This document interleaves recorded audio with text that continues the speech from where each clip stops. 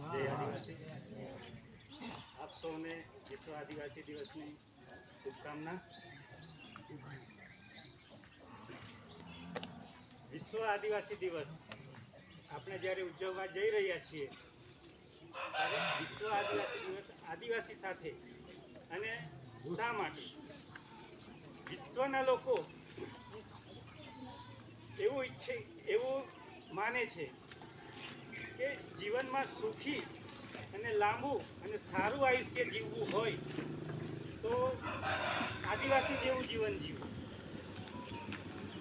એ જ પ્રકારે Rio de જાનેરોમાં દુનિયાના રાજકીય લોકો, તત્વચિંતકો અને વૈજ્ઞાનિકો ભેગા થઈને જ્યારે નિષ્કર્ષ પર આવ્યા કે દુનિયામાં આ પ્રદૂષણનું માધ્યમ વધી ગયું છે, તો કયા આધારે આપણે લાંબુ જીવન જીવી શકીએ, લાંબુ ટકી શકીએ, માનવ જીવન લાંબુ ટકી શકીએ. કેમ કે પ્રદૂષણના કારણે વ્યક્તિ શ્વાસ ના લઈ શકીએ આપણે તો આપણું મૃત્યુ નિશ્ચિત છે થોડા સમયમાં.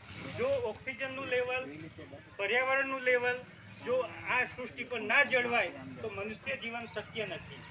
તો એમણે એવો નિષ્કર્ષ કાઢ્યો કે આ વિશ્વમાં એકમાત્ર જીવ એવા છે મનુષ્ય જાતમાં કે આદિવાસીઓ જે જીવન જીવે છે એ જ જીવન જો વિશ્વ જીવે તો ખરેખર આ દુનિયામાંથી ઘણા એવા પ્રશ્નો દૂર થાય. અને આદિવાસીઓ આ દેશના ઉપરાંત વિશ્વના દરેક જુદા જુદા દેશોના મૂળ માલિકો છે અને એમની જે તે જગ્યાએ પોતાની વસ્તી અને સ્થળાંતર ઘટે એ માટે એ તમામ લોકો એક દિવસે એક મંચ પર આવી અને એક દિવસ ઉજવે.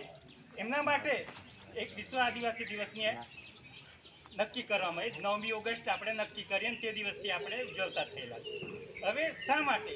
એક આપણે જ એક એવા છીએ કેમ કે આપણે પ્રકૃતિ સાથે તાલમેલથી જીવી શકીએ છીએ અને પ્રકૃતિને આપણે સંરક્ષણ આપીએ છીએ. જળ જંગલ જમીનની વાત કરીએ તો એને રક્ષણ તેમજ એનું જતન પણ આપણે જ આદિવાસીઓ કરીએ છીએ. આપણે આદિવાસીઓ સિવાય બીજા કોઈ પણ લોકો કે જેઓ પર્યાવરણ અને જળ જંગલ જમીનનું રક્ષણ નથી કરતા અને આપણે જ જેવો છે કે માલિકીનો હક પણ આપણે આમની સાથે જ છે. અને આ વિશ્વ આદિવાસી દિવસે ફક્ત આદિવાસીયત જ નહીં પણ આપણે ભાષા, બોલી અને સંસ્કૃતિ એ પણ ટકાવવાની છે.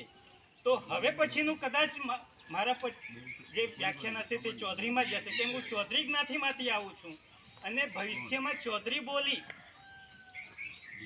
નષ્ટ ના થાય એના માટે મારે એક જાત ભાઈ તરીકે હું પોતે ચૌધરી છું, મારી બોલીને વિશ્વવ્યાપી પ્રચલિત થાય તે માટે મારા પ્રયત્નો પણ અથાગ હોવા જોઈએ. તો હવે પછીનું પ્રવચન હું ચૌધરીમાં જ કરીશું જો આપ અનુમતિ આપતા હોવ તો.